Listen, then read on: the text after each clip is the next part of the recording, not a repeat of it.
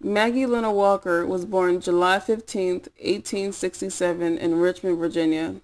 Her biological father was Eccles Cubert, an Irish-American who had met Elizabeth Draper, her mother, on the Van Loo estate. The two were never married, and shortly after Maggie's birth, Elizabeth married William Mitchell, the butler of the estate.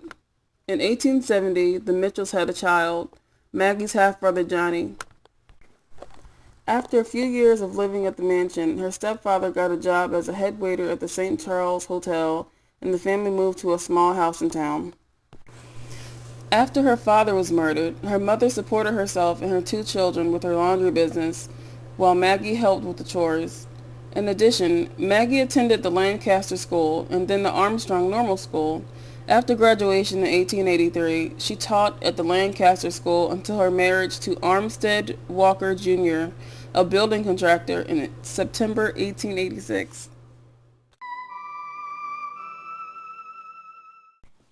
When Maggie Walker assumed control of the Order of St. Luke, the organization was on the verge of bankruptcy.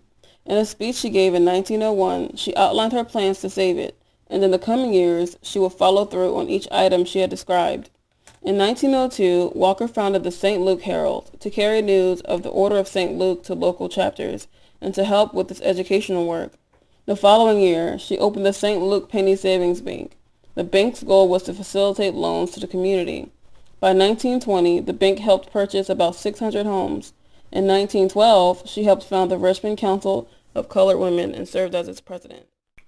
She was a member of the International Council of Women of the Darker Races, the National Association of Wage Earners, the National Urban League, and the Virginia Interracial Committee. She also co-founded the Richmond branch of the National Association for the Advancement of Colored People, or the NAACP. That way she was able to provide loans to African Americans so that they could acquire property and start their own businesses. And she saw through to the end that what she was preaching, this African American sustainability, was actually working. These success stories put Maggie in demand as a public speaker. And every opportunity she had, she pushed African Americans to invest in their own community. And she demanded that women be given equal opportunities as men. Let woman choose her own vocation, just as man does his, she once said. Let her go into business.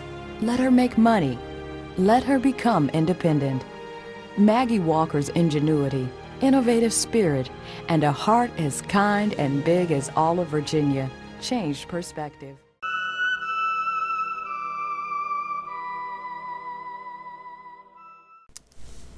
For the last few years of her life, Maggie Walker was confined to a wheelchair and continued to suffer from her diabetic condition. And on December 15, 1934, at age 70, she died from complications of a disease. She was buried in Evergreen Cemetery in Richmond. In 1979, her home in East Lake Street in the Jackson Ward neighborhood of Richmond, known as the Harlem of the South, was purchased by the National Park Service and became the National Historic Site.